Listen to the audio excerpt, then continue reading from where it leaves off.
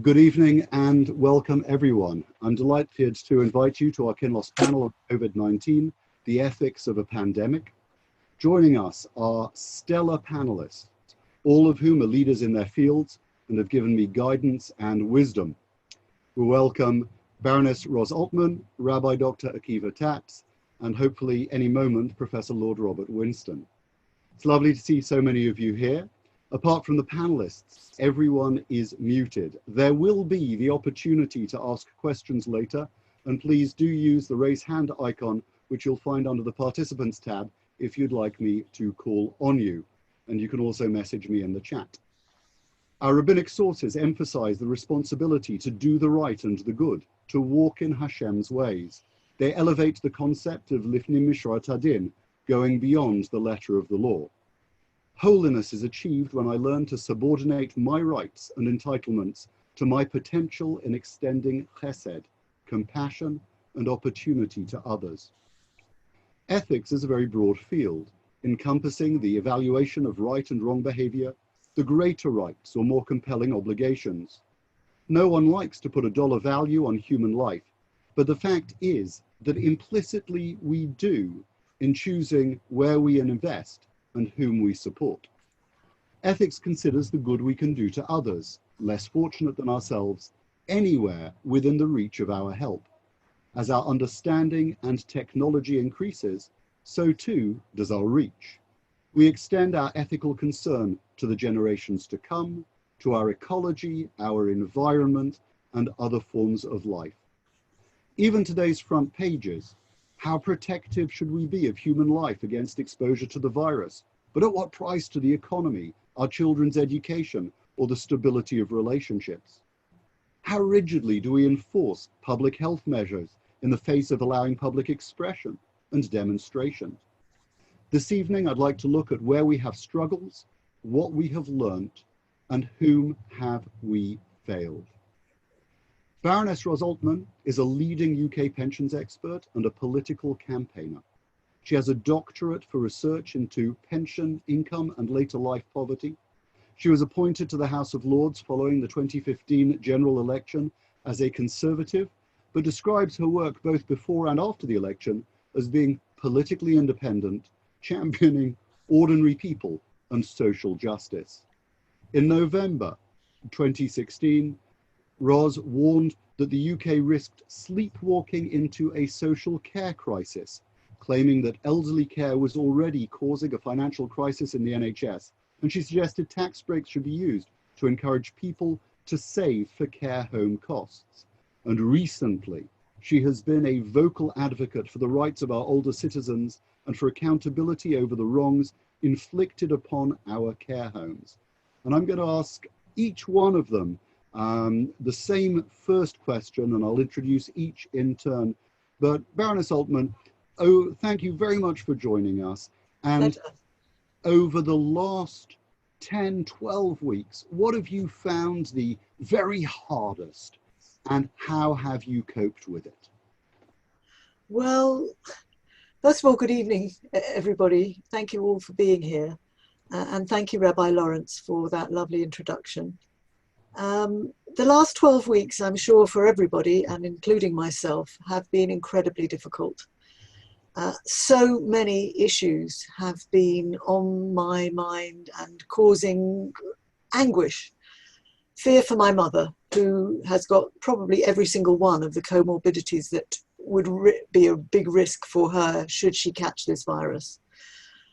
But also, I think what has been really taxing my thought processes are two other very important issues. One, the misuse of statistics that seems to have been associated with this current situation, and the undermining of the normal freedom and liberty that our democracy would be expected to deliver to its citizens. And I think that's something we can obviously discuss, and everyone will have different views, but I am deeply disturbed by the way in which government has suddenly taken over the minutiae of an individual's life to the extent of not being allowed to leave their home. I understand an emergency situation, but for an extended period, the ease with which the government has been able to command support for measures that you would have previously thought actually unthinkable has been astonishing. And the final thing, which you've already alluded to, is the neglect of the elderly and the resurgence of ageism that I find most perturbing associated with this virus. The idea that somehow everyone over 70 is vulnerable and frail and about to keel over, and regardless of their health, needs to be shut away or told to isolate for their own protection. Yet I am very conscious that there are a lot of people who will die because of lockdown, not because of COVID. Thank you very much. Rabbi Dr Akiva Tatz is a senior lecturer at the JLE, and we thank him very much for everything he gives to the community in Jewish education in Kirov. He was born in Johannesburg, South Africa. After practicing as a doctor in both South Africa and the United States, that's an easy mistake to make, with a speciality in surgery. He moved to Israel, where he practiced both in hospital and general medicine in Jerusalem, and engaged in a number of years Talmudic study, later teaching Jewish thought and medical ethics in Jerusalem. He's both founder and director of the Jerusalem Medical Ethics Forum, whose purpose is to promote knowledge of Jewish medical ethics internationally. He gives lectures worldwide in Jewish thought and medical ethics, as well as on modern applications in medicine, and continues to be involved with the Jerusalem Center for Research in Medicine and Halacha. Rabbi Dr. Tatz, what have you found the hardest over the last 10 to 12 weeks, and how have you coped? First of all, thank you for including me on your panel. I'm sorry that Professor Winston is not here right now. It would have brought me one step closer to the House of Lords. This is probably as close as I'll get. But thank you very much for having me on the panel. And maybe if in Professor Winston's absence, I might have to cover one or two medical angles as well. I'm sure you give me permission to do that. 100%. I'm sure he would have done that. He's gifted at public presentation of medical things. On a personal level, my life hasn't changed that much. You know, my job is teaching Torah, consulting, helping people in general. So we do it in a virtual sense now. In one way, it's more difficult to teach, especially when you don't see the faces in large webinars and so forth. That's made it a little more difficult. On the other hand, there's a privilege of getting to many more people. You know, talk of tens of thousands of people sometimes logging in either live or subsequently. So for a teacher, that's a great pleasure. I think the most difficult thing is something that picks up on what Roz was talking about, and that's exactly the tension between a lockdown situation with all its dangers and the damage to the community. Yeah, let me speak about this briefly, if I may, to pick up on what she said, to set the tone for our discussion. People assume that this is a tension between life and money. Life on the one hand, because you save life by lockdown, and money on the other hand, the economy, you know, in danger and damaged when you lock people down. Actually, as Rabbi Rosenblum put it recently very well, it's actually a tension between life and life. Lockdown is a life and death question too. Not only because of what Roz said, I agree with her to a certain extent on that level, but from a rabbinic point of view, I'd like to suggest that there's another dimension here. And this is the tension I'm feeling most acutely at the moment. And that is, a Jewish community has a life of its own, which we sort of judge to be a life and death question. If you permit me just 2 minutes, I'll put this clearly as I can. There's a classic Talmudic section which talks about two people in the desert with one bottle of water. And everybody, I'm sure, now of our members and our viewers here knows a classic piece of Talmudic analysis. Two people in the desert, one has enough water to get back to civilization. Why do you want to do that these days beats me. But, you know, if you did, you drink the water, you get back home. Unfortunately, if you share the water with your friend, neither one will make it back home. And as you know, we rule very clearly that the one who has the water drinks it. There's a lot to be said here, but that's the basic bottom line. Now, contrast this with the following piece of Talmudic discussion. What if two cities have water, not two individuals? So a city has a water source. It flows downstream from this city to another city. And imagine there's a limited amount of water in the water supply. So the Talmud, this is a tractate Nedarim, talks about this. If the upstream people drink, there'll be enough water for the downstream people to drink. But if the upstream people drink and do their laundry, there'll be no water for the downstream people to drink at all. And believe it or not, there's a major opinion in the Talmud that the upstream people drink and do their laundry. That is astounding. Now, there's room to move in this Talmudic discussion. Will the people downstream die of thirst or just have to make an extreme effort to get water? The people upstream, if they don't do their laundry, will it be uncomfortable, or will there be an outbreak of hygiene-related epidemic among them? There's a room to move here. But the astounding bottom line is that we drink and do our laundry when other people aren't drinking. That's amazing. And I think what's being said here, and I think a lot of other sources for this, and if you give me more time later, I'll go into more detail. I think what you see here is that the needs of a community, a Jewish community or community at large, actually amount to life and death questions in a very different way than for an individual. The most dramatic way I can say this to you is this. Imagine two individuals in the desert, one of whom has enough water to get them both home, just enough to get them both home. So he turns to his friend and he says, I have enough water for you, but I really want to wash my shirt. That's unthinkable. The Talmud doesn't even raise such an issue. But for a community, we do think on those terms. And therefore, locking down a community is very much a life and death question in many dimensions. The question is, how do you release the pressure? We know that it means more infections. And this I'll leave to later in the panel, but I think that's been the most difficult issue at the moment. Based on one medical fact, and I'll stop with this, the one medical fact that's the most vexed one, which we are waiting anxiously for information on, don't yet know whether people who've had the infection are immune going forward. That's the critical piece of information missing from the puzzle. There's a lot of circumstantial evidence and experimental evidence and animal evidence that you are immune going forward, but it's not established yet. If we know that people who've been infected are immune, they have durable immunity, that will change things radically. They can get out there, they can help people like Rosa's mom, they can run things in the community knowing that they're immune. If, however, people are subject to second infections, that will change this radically. We're not yet clear about that piece of information. That's my introduction, Rabbi Lawrence. Thank you very much. Professor Lord Winston is just finishing another very important call and hoping to be able to join us. So I am. He's just transferring over now.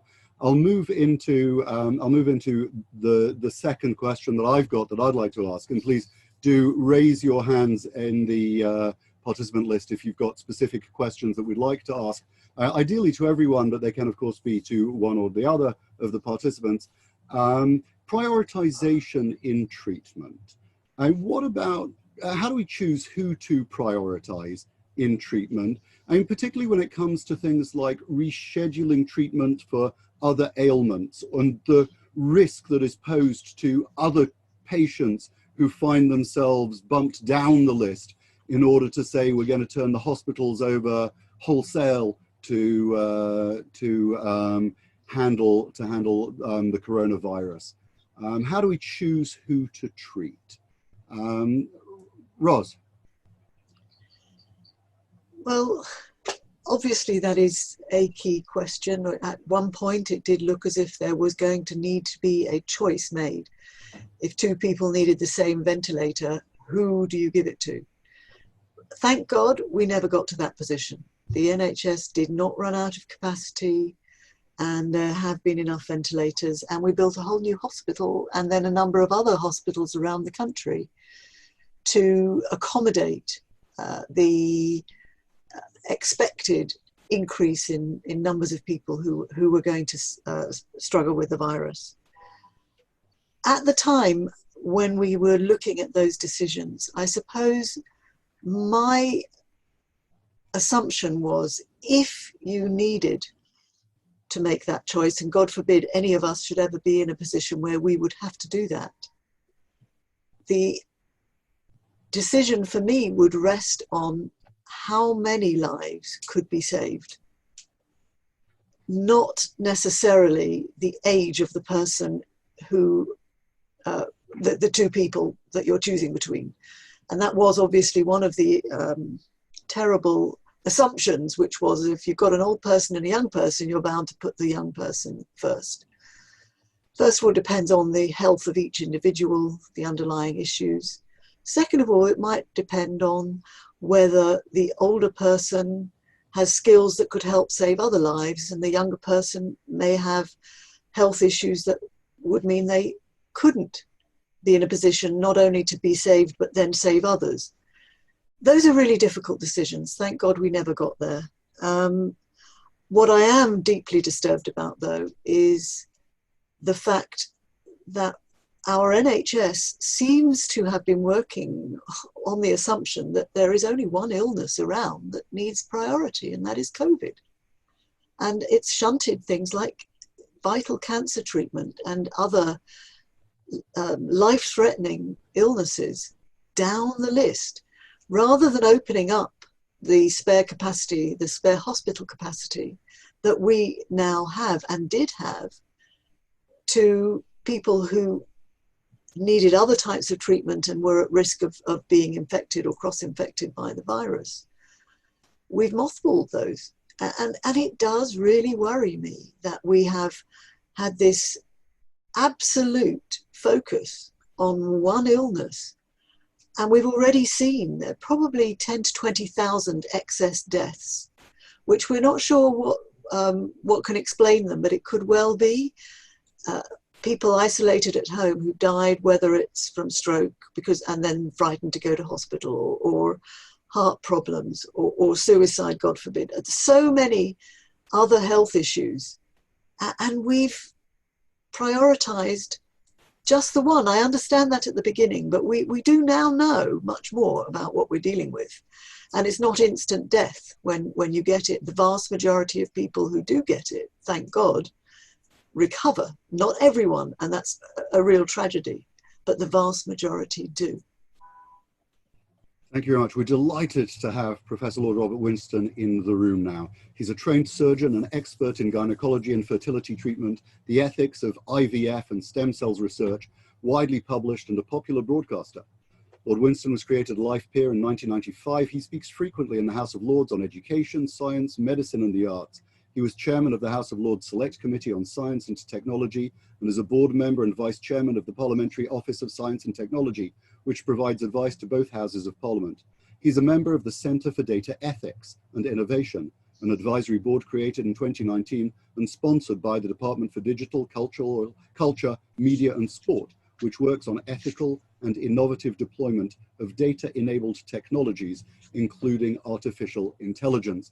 Look forward to him talking us through the app and tracking in a moment. But before that, Professor Lord Winston, thank you very much for joining us. Thank you for joining us straight after another call that you were on. And the very first question I asked everybody, if you could address very briefly, what have you found hardest over the last 10 to 12 weeks and how have you coped? And then how do we work out priorities in treatment and the iniquities, or is it right that people had other treatment bumped in order to accommodate the coronavirus patients? Well, I don't think I would want to address the second question first of all. I think the hardest question that I've had from people has invariably been what is the prognosis in general for humanity? I mean, that has been the big question. I've no doubt that this is not the end of the world. I don't think we shall be waiting for Mashiach to come and solve the problem, for example. I think that this virus will become manageable as other viruses have become. And I think it's very likely that we will find that there's growing evidence actually that there is immunity to the virus, even though sometimes antibodies have not been very well protected. It is surprising. I mean, I sit on a number of committees where we're taking evidence from experts, and it looks as if, to me, as if really nobody has really found a clear evidence of second infection in the first 3 or 4 months. Now, of course, that's very early because, of course, at that stage, your immune proteins are still very high, at least in the first 28 days. But I think on the whole, we should be a bit more optimistic. But we have to be cautious, and I think on the whole that's necessary. I think I think there've been a number of mistakes that have been made. In a way, asking about prioritizing is a kind of nonsense. Not because it isn't a very important ethical question, it is, but because I think I disagree a bit with Roz. I think that the health service has been generally, I think the health care of people has not been managed well at all. I think I think there's so much evidence even now. For example, there's one committee I sit on where we're looking at the exposure of healthcare workers. And there was another thing on Friday afternoon where I was taking evidence or listening to one of the health ministers and somebody who's in charge of track and trace. And it's almost as if they're in two different countries. And the government is saying one thing, and actually what we are hearing from health service workers and my friends and colleagues who are working in the health service is something which is very, very, very far from being chaotic in some parts and very well controlled in others. So it's very, very uneven. And in a sense, the biggest single problem actually is to have the health service working in a unified fashion and the logistics of this problem being sorted out. So I think those are really important. And, in fact, the question of, who shall live and who shall die is not a new medical problem. It's not a new medical question. And halakhically, we're required to save life at all possible costs, and that's always been the case, and I think that still stands. Now, I know that there are some people who've been told they're going to be refused a ventilator. One of my own friends who came in very critically ill was told in a very clumsy way by the medical practitioners who were in charge of the unit that he would not be suitable for ventilation because he was unlikely to survive it. He did survive, as it happens. But I mean, that to my mind is not ethical behavior. And I think we need to recognize that it's sometimes stresses like this which do really, if you like, threaten our ethical standards. And I think that goes right through to some aspects of government as well. And I think that's why it's important for us not to be unusually critical of the government at the moment when they're floundering around, but also in the long term, I think we need to recognize that this is something we can learn from and try and prevent in the future. Thank you very much indeed.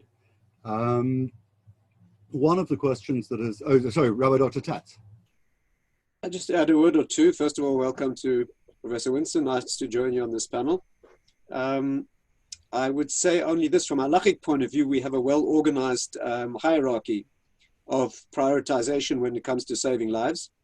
I touched briefly on the one which involves the tension between individuals and community, but on a strict individual basis, people are present. There's one ventilator, more than one person who needs it, as you correctly pointed out, Roz. We didn't get to that here, but there were places like Italy where those very painful decisions did have to be made. And from a halachic point of view, we have a well-organized set of criteria. The most basic probably is the one who's physically closer to you.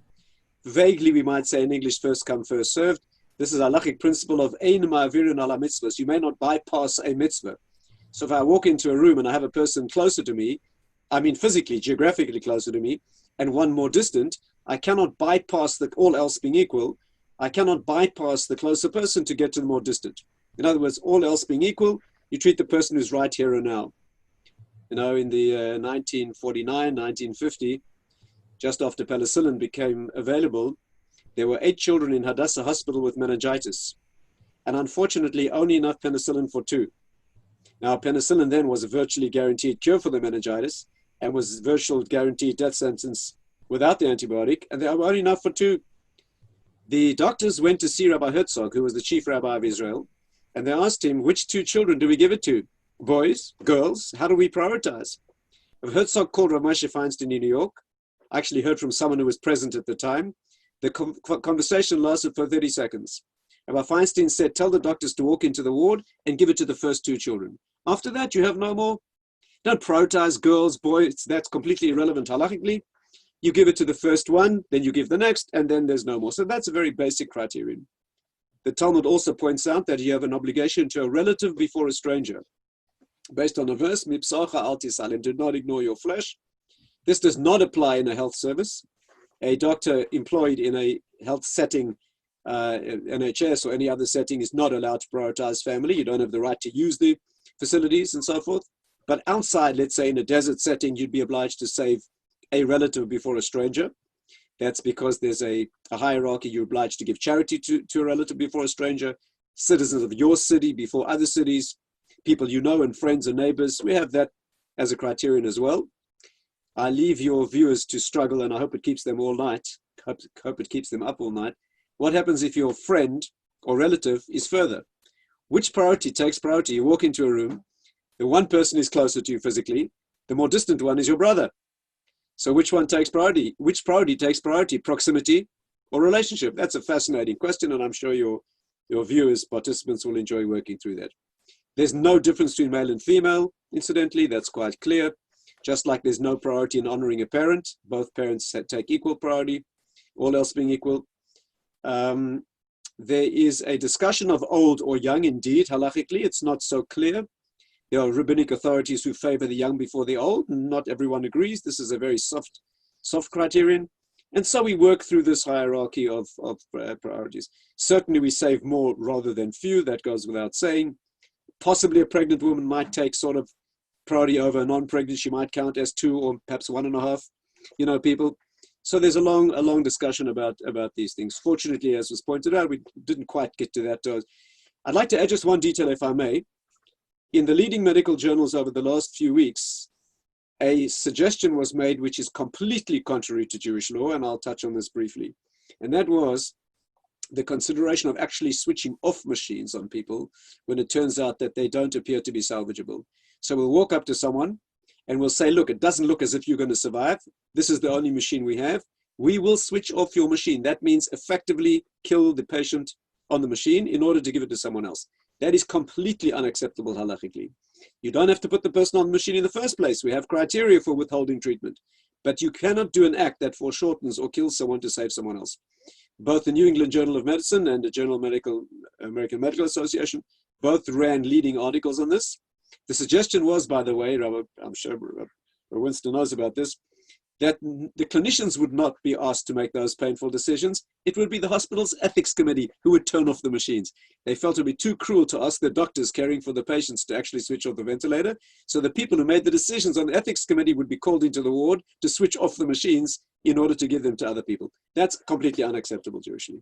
That's a brief introduction to some of the triage questions.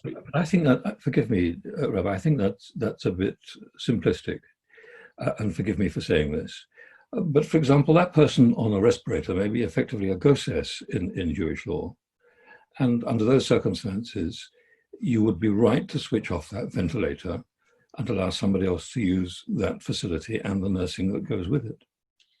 Professor Winston, I hate to disagree with you, but halachically, one may not cause the death of a goses. In fact, one's not allowed to touch or perturb a goses at all. Now, it's doubtful whether we can diagnose gesisa accurately these days, particularly in people on machines. That becomes a very, very difficult issue. But some people on ventilators will continue to breathe after you remove the tube which is in their trachea. So that is always a possibility. You're not killing the person. You're in fact leaving that apparatus available for somebody else to use.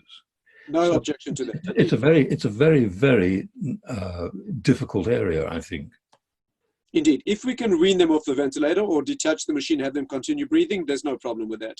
But if we are committing an act that actually kills a person actively, that's beyond the pale of halachic permissibility. The only thing that we haven't mentioned, I guess, in this scenario is the possibility of asking the people themselves, if they are in a position to be able to answer, who should be prioritized, presenting to them the fact that there is one machine and it's them or somebody else. And I think that might be something that we haven't really touched on. The other thing, Roz, of course, is that sometimes positive pressure ventilation may not be the best treatment anyway, in fact. So I understand that. So that's another concern. It may well be that actually putting people on a ventilator, you cause them more damage, and it's not unreasonable because, of course, you're certainly increasing the risk of infection. and you are spreading, you know, the cytokine response possibly when you do that. So actually, there are all sorts of, I mean, there are all sorts of grey areas, I think, in this whole. I don't think it's a clear-cut situation. No, no, and God forbid we should ever have to be in that position. I hope not. Just jumping to a completely different area, something that has been highlighted in the media substantially is there's been a disproportionate impact on people from BAME backgrounds. The first 10 doctors to die from COVID in the UK were Black or Asian. According to the Office for National Statistics, adjusting for age, Black people are more than 4 times more likely to die from it than white peoples. Pakistanis, Bangladeshis, more than 3 times as likely. Indians, more than twice as likely. BME people account for 13.4% of the population and 34% of the patients admitted to intensive care units. 72% of all health and social care staff who died from COVID-19 were from BAME backgrounds. And we've also found within the Jewish community, we've been disproportionately overrepresented amongst the dead. Are there health or public health lessons that we should learn, or prioritizations in treatment or preventative medicine, questions about who we should allow to be medical staff putting themselves in danger in the light of these statistics? Professor Lord Winston. Well, I think it's a very puzzling question because it's not straightforward either, because of course, in this country, it's true, and in America, it's true that Black Americans and Black Brits are much more at risk of having serious infection and dying as a result of the infection. But it is very, very puzzling, for example, that when you go to the continent of Africa, where you have all the sorts of factors which would be likely to cause ill health, poverty, poor diet, poor immune response, crowded accommodation, poor water supplies, and so on, the incidence of this disease, even allowing for underreporting, seems to be much, much lower than we can understand. So the possibility may be that there are genetic susceptibilities, but that's not been yet shown. And I think as far as the British population is concerned, I think one of the problems is that most people who are of these ethnic backgrounds on the whole tend to come from a slightly poorer background. They have probably poorer nutrition. They're more likely to have diabetes. They're often obese, for example. And so they are more susceptible to the serious complications that you get with SARS-CoV-2. But it's not entirely clear. I think it's an open question at the moment. And it is surprising, for example, that, as you've seen probably on television, a number of Black communities who are completely interfacing with each other really closely in large ceremonies, singing and shouting and dancing, you would have thought that this would be actually horrifyingly risky, a bit like the time when, of course, this virus hit us at Purim. You remember, of course, that a number of us were really, I was very concerned not to go into a kiddush, for example, on that Shabbat, because I was very concerned actually that already we were at risk by doing so. So I think so much may depend on the behaviour of the individuals. I've no idea why it's happening to healthcare workers in Britain. I think it's very clear that we've not protected our workers properly. And I'm afraid that that's shameful. And we could have done much better than we did. But there are still some open questions about actually why the incidence of the disease has been certainly slanted much more in favor, in fact, of the Black and to some extent the Asian communities. Thank you. Roz, do you have anything to add? Well, only, I mean, this is not my area, so I bow to the greater knowledge of my 2 expert co-panelists. But just from a layman's point of view, it seems to me that it's much too early to try and draw any conclusions. From my statistical background, I just think we don't have sufficient information. Just looking at the bald figures does not tell us what the other factors might be, such as Lord Winston mentioned, obesity or lifestyle or occupation. Many of these are likely to be factors, but it's much too early for us to know what the proper modelling would show about the impact of one factor in this particular illness. Right. I agree with that completely. Rabbi Tatz? Oh, I think we're waiting for the science to come in. That's quite correct. There's nothing racist about this. When the evidence comes in that person, certain genetic or racial background predisposes one way or the other, that needs to be used clinically. As the information comes in, it needs to be used. Very good. Okay, I'm going to hand over. David Marks has a question. He has his hand up. If he can unmute himself.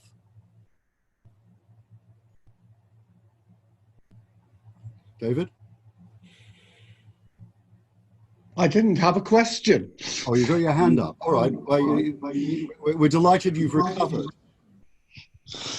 Only to say, actually, that the staff and all the staff at the Royal Free and the way that the National Health Service has done has been a credit, and the ethics and some of the choices I wouldn't like them to have. I am grateful of choices they made when I was there, and I wouldn't like to be in a position where I had to make those choices.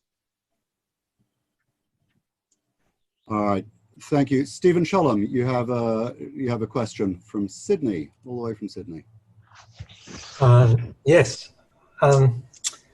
Like many people, I've been sort of following all the developments in terms of studies of preventive treatments and also experimental treatments.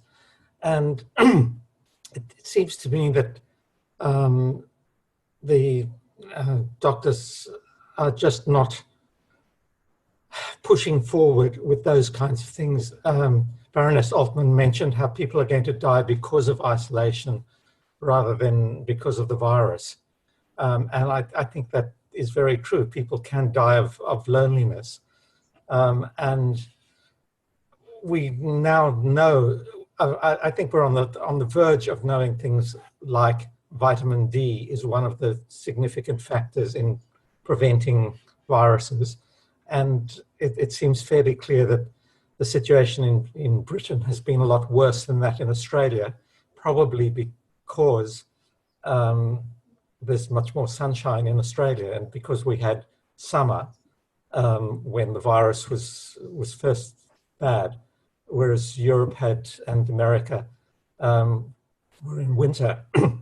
I just would like people to sort of do what is fairly obvious, and that is to institute large-scale vitamin D, oral vitamin D for the population as a whole, which is sort of cheap, which is easy, which is extremely safe. I mean, it's very, very hard to have an overdose of vitamin D, although it is possible.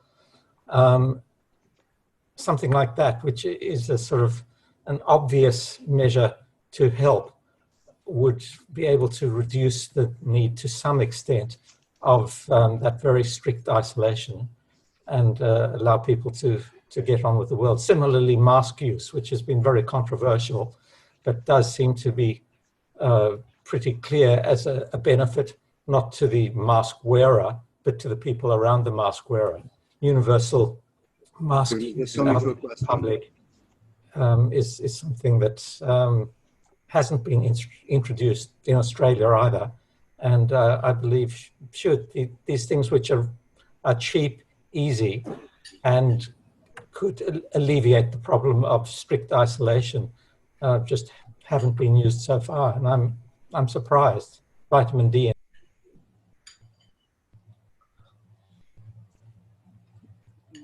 Does anybody want to comment on that? I have something to say, if I may.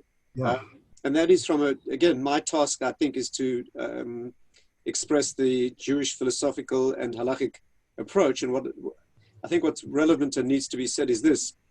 The Jewish standard here is to do an intervention, use interventions that are accepted and validated. The standard is the consensus of expert opinion. Less than that, it usually is considered negligent, and more than that, considered unnecessary. So again, our standard is when a therapy becomes accepted, validated, part of the scientific consensus, Jewishly required to do it. You're not required to grasp at straws, use unproved things. I agree, vitamin D is of low risk and makes sense to try.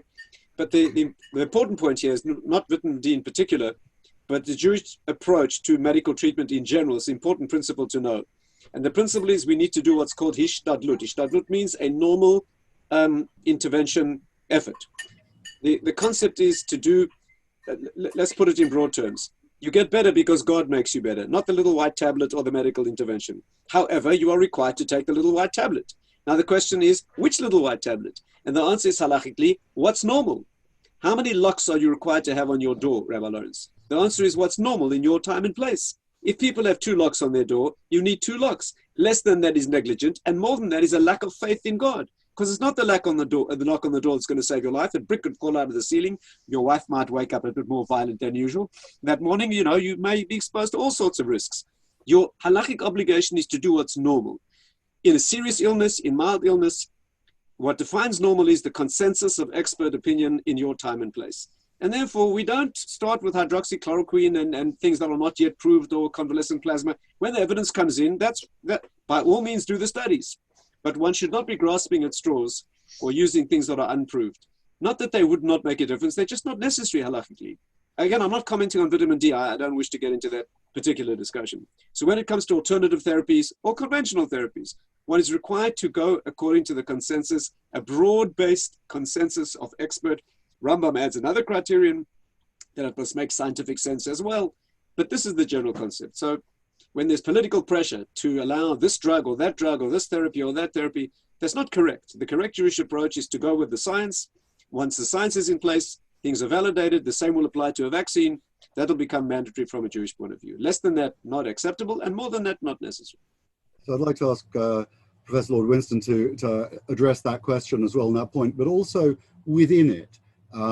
Clearly this gives us unprecedented opportunity to research, and mostly when we're researching and find out what the science will tell us, we run controlled experiments. Is it ethically inappropriate to run controls and give people what we know to be ineffective medication in order to get validated results at this time? Or in testing, should we try everything we can that might work? Of course, it's unethical to give them something which you know isn't going to work.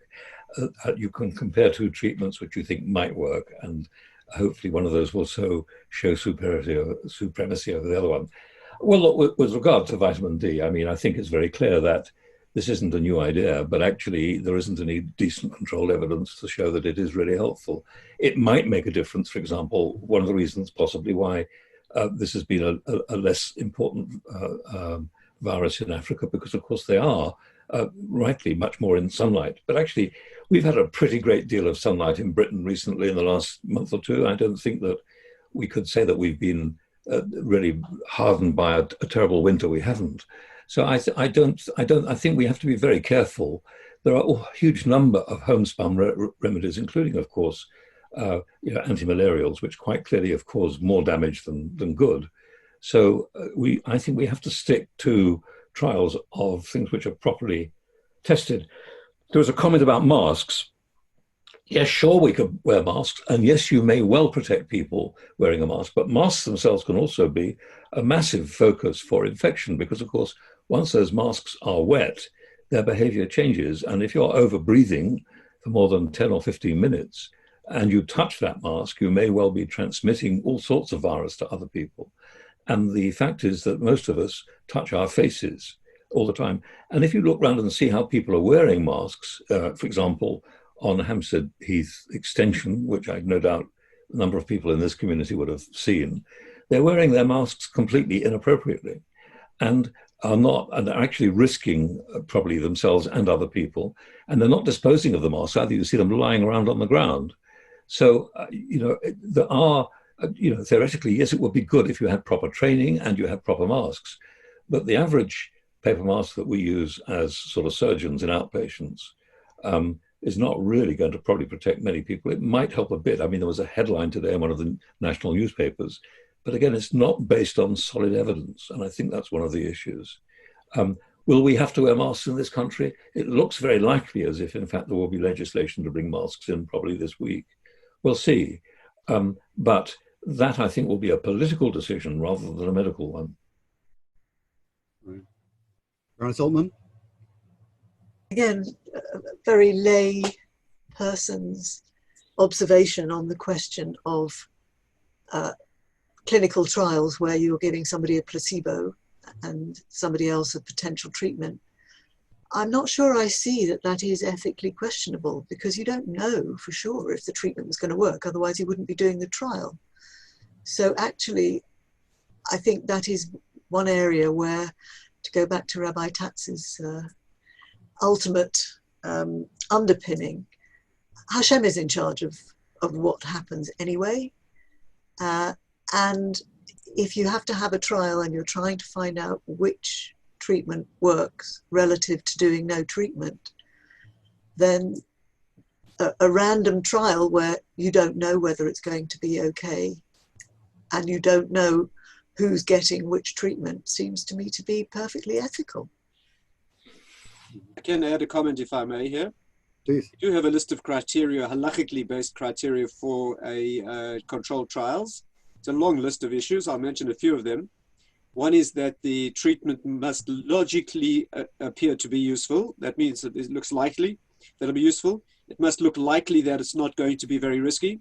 You need complete informed consent of all the participants. You need the ability and the right for any participant to desist and exit the trial at any time.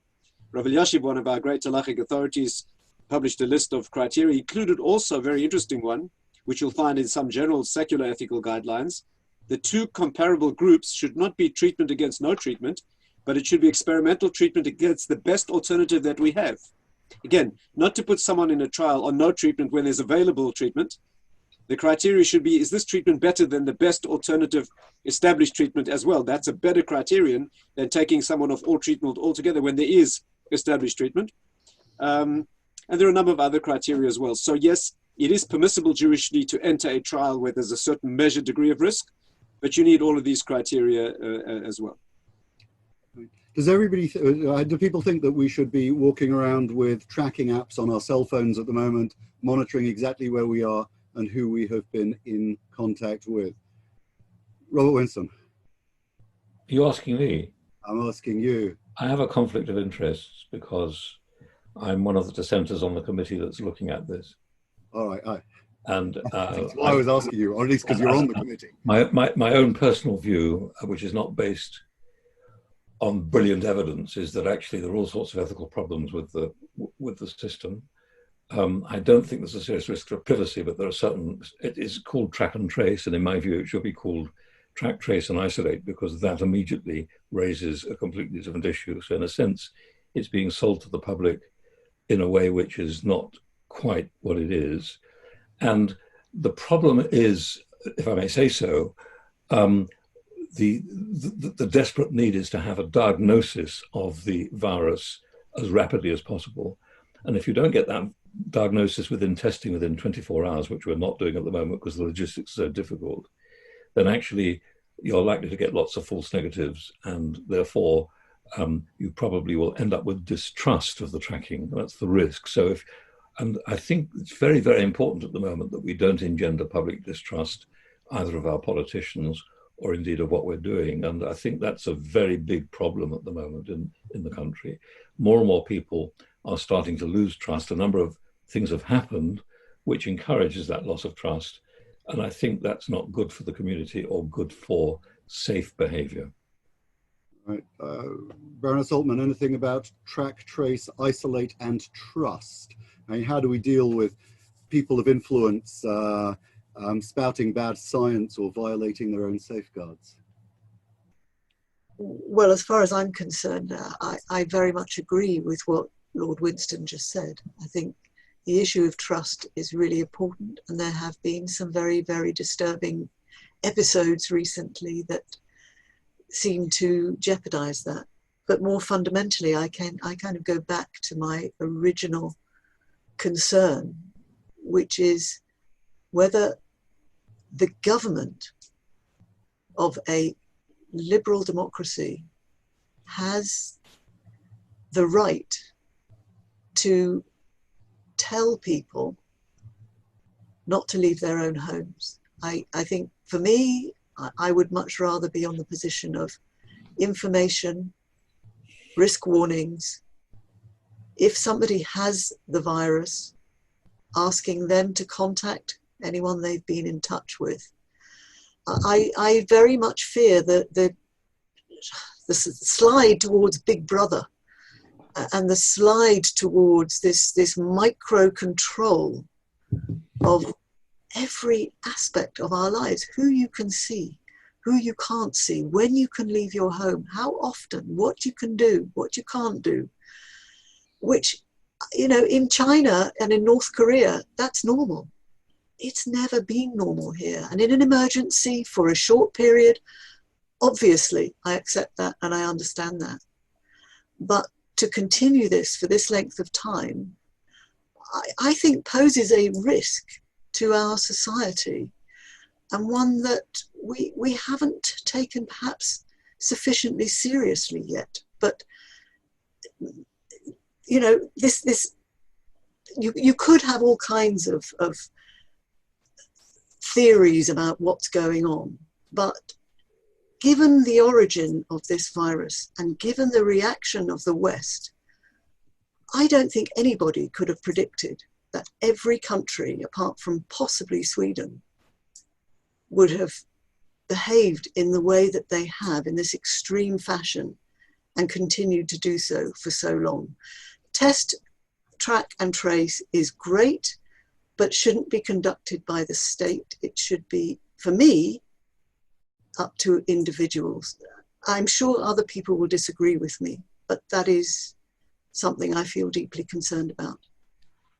Rabbi Tatz. I think Ros has a very optimistic view of human nature. I think if people would follow the science en masse, I would agree.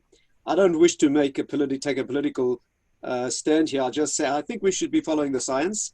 If it's correct to lock people down for a short period of time, how long should that period of time be? I think it should follow the science. Halachically speaking, a society does indeed have the right to lock down or constrain individuals for the benefit of the group. No doubt there's a question of Big Brother incursion into the situation. But in principle, we do have the right to impose on individuals for the good of the community, no question about that. There's a difficult decision where the red line is. That's probably where our difference would be. And with all due respect, Rabbi Tatz, and I'm in fear and trepidation of coming back to you on this, but it does seem to me that we are overlooking the threat to life of lockdown itself. You know, there isn't just one risk to life of COVID. There are all these other risks to life, whether it's mental issues or physical issues from inactivity that are associated with a long-term lockdown. As I say, you know, a short-term emergency, I get that, but I would have hoped are long past that. It's not, you know, go out in the street and get struck down dead, God forbid. It's not. The vast majority of people who get it will recover. It's horrid, and many people are badly hurt. But I am really fearful of the number of people that are dying because of the lockdown, which is meant to save life. And that's where I guess I have a problem. I would like to agree with you perfectly. That's not a Big Brother problem. I think that's a science problem too. When the lockdown issue is a life and death question as well, I perfectly agree. Let me tell you an interesting incident, if I may. Some years ago, there was a Jewish couple in a certain European city, married for a number of years, unable to have children. They ended up at a very good fertility unit in a Tel Aviv hospital, and they had a child. The father, exceptionally wealthy individual, in his joy at having a child, made a massive donation to the hospital, stipulating that the money should be used only to help other people have children. Well, the hospital director, you know, Israelis have their own opinions, and he said, I'm not taking your money for that. It's immoral of you. I have dying people who need to be treated. It's immoral to help people have children when I've got dying people, pikuach nefesh, saving life. So the man said, I'm not giving my money. You know, this reminds me of an incident in the life of the Ponovitch Rav, one a very shrewd rabbinic figure from the last generation. He had a friend who was exceptionally wealthy, exceptionally generous, but Jewishly a little challenged. And this friend once offered the rabbi enough money to build an entire religious school, a yeshiva, on condition that the rabbi promised that the students would not have to wear these. No kippot. The Ponovicherov promised, he took the money and he built a girls' school. Now, that is the way to handle those situations. But in this case, they couldn't agree. They ended up at Rabbi Yashiv, great halachic decider of the last generation. They put the problem to him, and the rabbi said, and I heard this from his son-in-law, he's fully entitled to give his money to the fertility unit. Hospital director said, Rabbi, don't you know Jewish law? Saving lives comes first.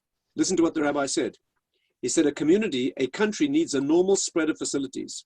When you start funding only emergencies, people develop an embattled mentality. That affects morale. That's a life and death question too. Now you need very broad shoulders to be able to say that from a community perspective is different than individual perspective, as I began saying. Stephen Wilson has a question. Thank you, Rabbi Lawrence.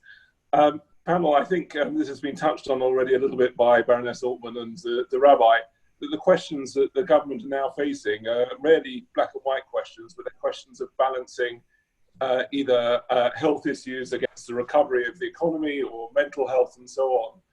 Could you give us some sense as to the framework, the ethical or otherwise, the framework that you would take to balancing out those issues?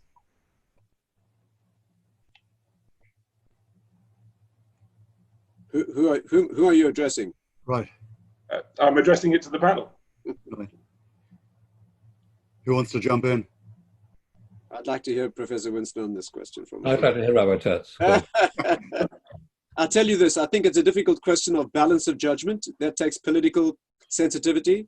I think we should be following the science. I think from a Jewish perspective, Jewish Orthodox religious perspective, we don't need to be the first to open up. If we can afford to watch other communities and societies and see where the damage, see what's happening with the second wave. Again, I think if we can take advantage of better science coming in. One of the main reasons for locking down society originally was to gain time for the science to come in, to see exactly what the variables were, to do research.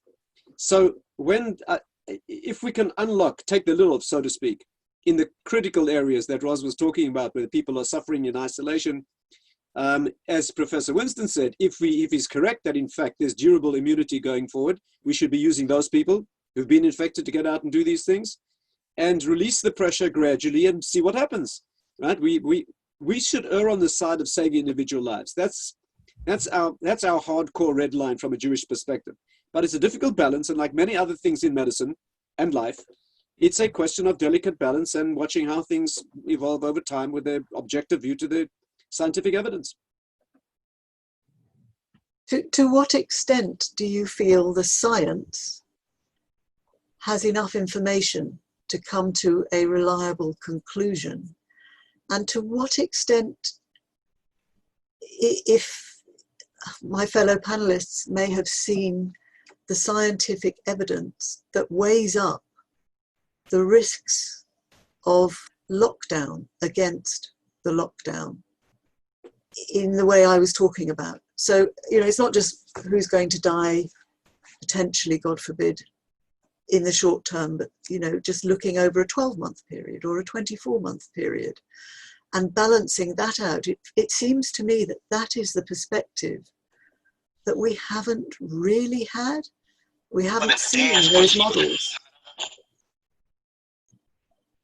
Baroness Altmann, the science is very hard to establish on that. You're talking about a very soft issue of lockdown, psychological issues, potential suicides. You can take a long time to bring in hardcore science on that. To track infection curves in society is a much easier thing to do and define an R number at particular points in time. To figure out with the stress and suffering, psychological problems and family issues and marital, there are so many issues to assess in a lockdown situation, and how you measure that damage is extremely complex issue. From a Jewish point of view, let me say this, from a Jewish point of view, society has the right to take a view on that. And if your view is that there's a certain red line which we should not tolerate, indeed, a community has a right to do that, and it's a matter of personal opinion where that red line should be drawn. I guess what I come back to here is, without proper testing, we don't know what the science is telling us. We don't even know how many people have got it now, how many people have had it already. We don't actually have the information we need. And there, Lord Winston was saying, and he's right, we didn't get testing up and running quickly. we still don't have testing up and running quickly enough. And therefore, the science is relying on information that is incomplete in some way. So it's all assumptions, and one could make assumptions about the number of people having strokes, the number of people in care homes who've been infected, and the relative lower risk for people outside hospital and outside care homes. But I haven't seen any of that actually evidence. You may have seen that, Lord Winston. Ross, I think you're, forgive me, this sounds impolite, it's not meant to be impolite at all, but I think you're talking under a misapprehension. Science is not about the truth, it's about the best evidence we have about the science. This is not a scientific issue that we're discussing, it's a political issue. And it's a political decision that has to be taken by politicians, which includes not just the scientific evidence, but the sociological evidence, the evidence of employment, the evidence of the finances, the normative values of your society, and a whole range of things with which the scientists have nothing to do. And it's not a scientific question. The scientists cannot make this judgment. What they, and in fact, you say that a lot of people are suffering in isolation. They may well be, I have no idea, but we don't have scientific evidence in the way that would be needed to put it in that context. And I think we have to some extent stand back. And I think it's very important that the scientists who are on stage and who are giving this thing stick to the scientific evidence. But above all, science is not perfect. Science is about what we don't know. It's I completely agree. Know. I think we're saying exactly the same thing. I was responding to the suggestion that we have to follow the science. And I think you're saying just the same as I am. We don't follow the science. We can't follow the science. Exactly. When exactly. We're following the science, it's a nonsense phrase. You can't follow the science. I completely agree. You have to take a whole number of different issues. And I wouldn't want to be Prime Minister at the moment. I certainly wouldn't want to be a cabinet minister at the moment. I would wish perhaps that we might have people of great stature in government, but I won't go down that route. But the issue is this, that what we do have, at least to my certain observation as a scientist, is that we have very, very good scientific advice being given there. But how that scientific advice is taken or not taken, quite rightly, is open to argument from the politicians. And the politicians have to make that judgment, not the scientists. I think we're saying exactly the same thing. Right. Final question from Michael Goldman.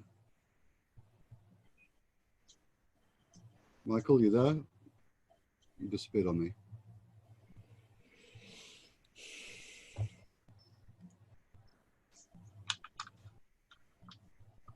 Oh, had his hand up. It's gone down. All right, Freddie Fulton, you had a question. Yes. Hi, Roz. Nice to see you again, and everyone else. Sorry, Baroness Altmann and company. I was wondering, you've been very against a lot of blanket rules in the past, especially when applied to over 70s. And I was wondering, given that these rules need to be understandable by everyone, and especially given these loosening of these rules, that you're allowed to see one other household, or sometimes you're not, but at a distance, and I think these rules can be misunderstood or willfully misinterpreted. I'm wondering what other sort of blanket rules we could apply to our society to keep the maximum number of people safe. And I'm sure that Lord Winston and Rabbi Tatz would love to pitch in as well, hopefully. Well, thank you, Freddie.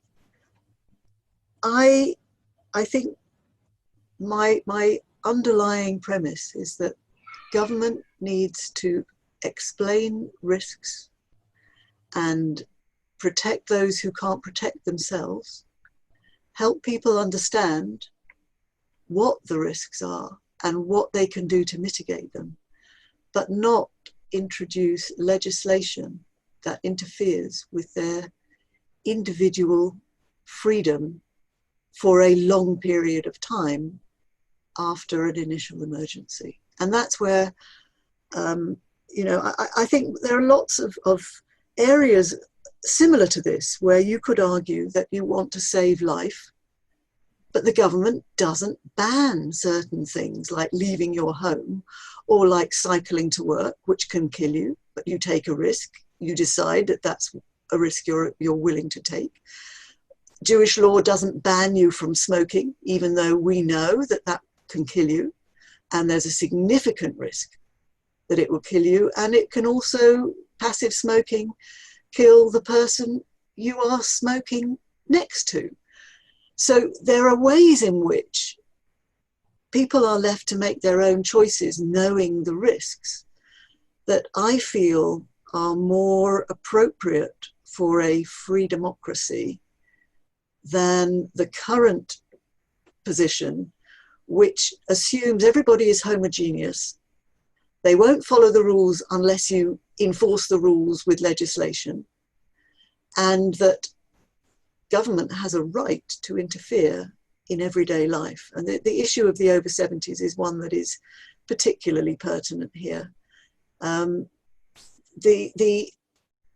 probabilities and evidence, the scientific evidence and the death statistics do not, as far as I can see, suggest that COVID is more of a risk to older people than other things.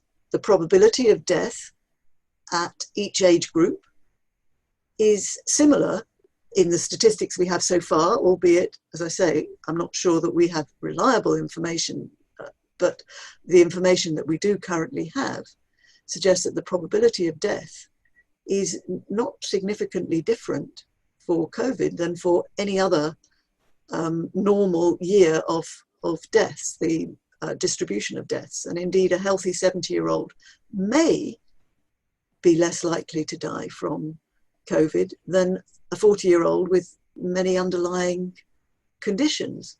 So a blanket rule of over 70s, supposedly for their own protection, suggests to me an overreach of government. But I'm sure a lot of people disagree with me, and forgive me, it is just my opinion. And I am humble. I know we don't know everything we need to know about this, so I'm really just trying to give my own personal perspective. Rabbi Tatz? Just one small point of correction, Roz. It is forbidden to smoke halachically at the moment. That's the clear consensus of all halachic authorities. So no, one should not be smoking. That's the only thing I'll say at this point. I've never seen a rabbi saying that it is halachically pasul to smoke. So I'm pleased to hear that you say that has moved on, because it certainly wasn't the case until perhaps very recently. Robert? Well, it's pretty long-standing, I think, Roz, actually. That smoking has been regarded as something which we should not be doing as Orthodox Jews. Gosh, Freddie, I take it you're not 70 yet, are you? I mean, is it? No, I'm not. All right. I mean, I listened very carefully, Roz. I'm going to be deliberately argumentative. I remember playing in a sandpit, and I was suddenly dragged out of this sandpit as this flying bomb came overhead and hit my primary school. And the fact of the matter is that during the Second World War, the British population were under all sorts of restrictions by government for over 4 years. And I think, governments do have to decide sometimes to restrict freedoms if it's in the best interests of the society in general. It's a very difficult decision. And I think we have to be very careful about making it sound as if it's a totalitarian decision. And, I accept that it's very hard for people who are not like us, with not very good gardens, for example, or in a single room with children and with not very good accommodation and perhaps not very good kitchen facilities and the rest of it. I've had an amazing meal this evening. I mean, I've had Wiener Schnitzel, which my wife cooked. I didn't cook it.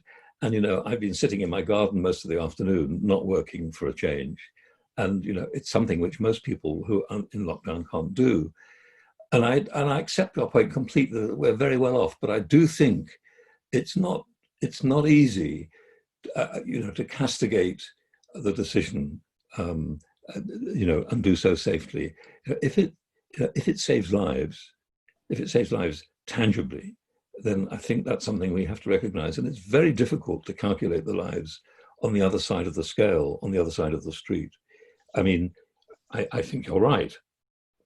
And in fact, a lot of people would agree, most people would agree that actually the risks of mental ill health and so on, and of course the failure of people to go to hospital to report their early cancers, all those sorts of issues.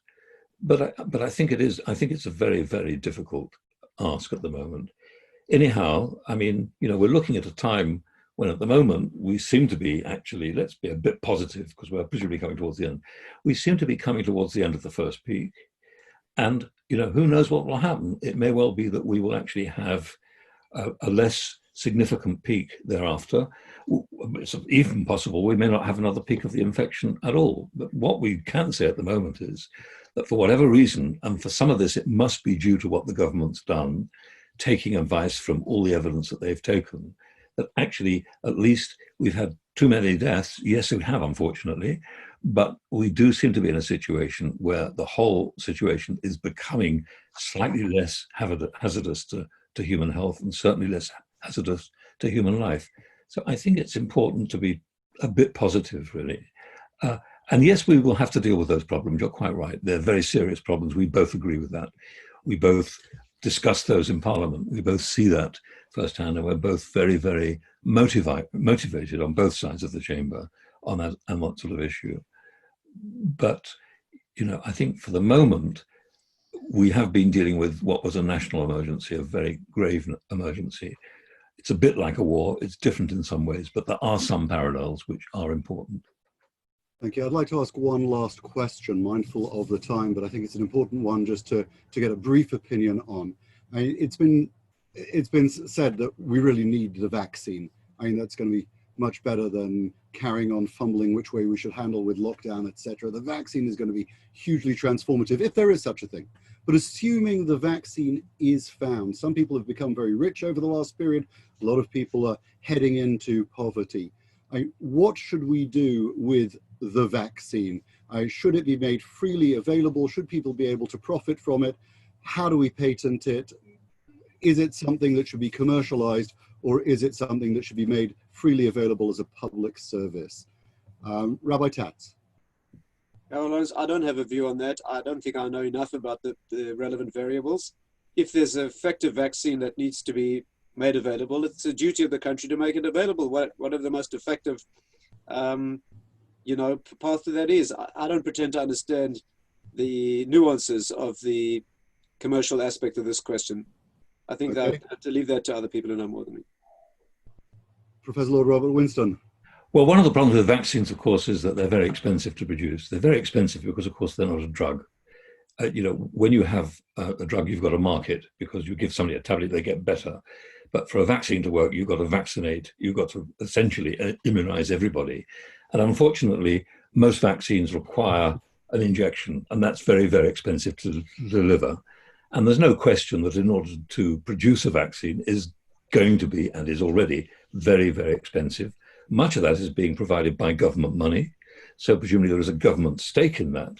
And I don't have a particular objection to people making a profit from vaccines because, frankly, one of the problems why we haven't had vaccines for a whole lot of things in the past is because, in fact, there's no money in making a vaccine. There never has been before because actually the market is so difficult.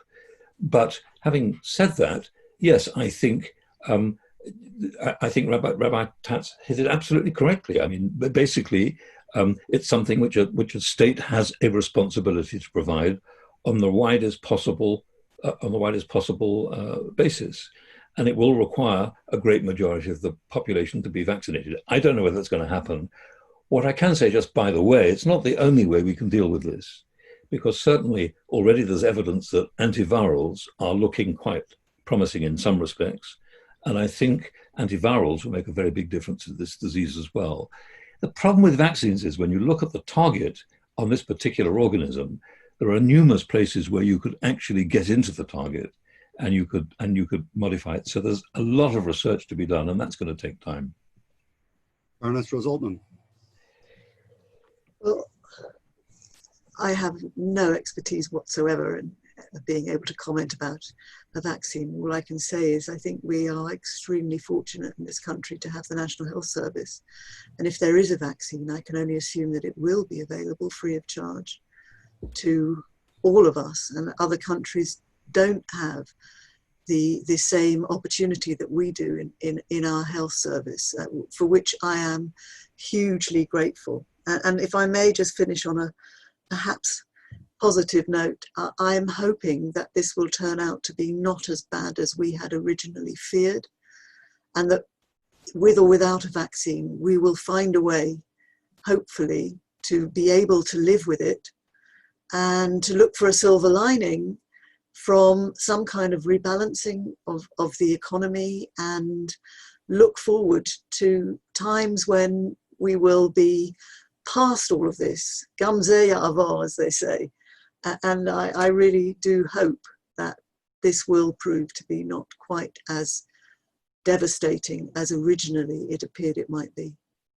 Thank you very much. We have been very privileged this evening to listen to three of the busiest and brainiest people that I know. I am so grateful that they gave of their time to join us this evening. Delighted that Robert Winston was dragged out of the sandpit as the bombs were flying over, because we're now all invited to join him for Wiener Schnitzel at the Winston household. Thank you so much for joining us and breaking off your call to join us this evening. But thank you, Ros, thank you, Rabbi Dr. Tatz, thank you, Robert, for making a really special evening and scratching the surface of some critical issues that are facing all of us today. Please join me at 8 p.m. on Wednesday, this coming Wednesday, when I'll be in conversation with Rory Stewart. Thank you all for making it such an entertaining and informative evening with us. Thank you, everyone. Thank Bye. you.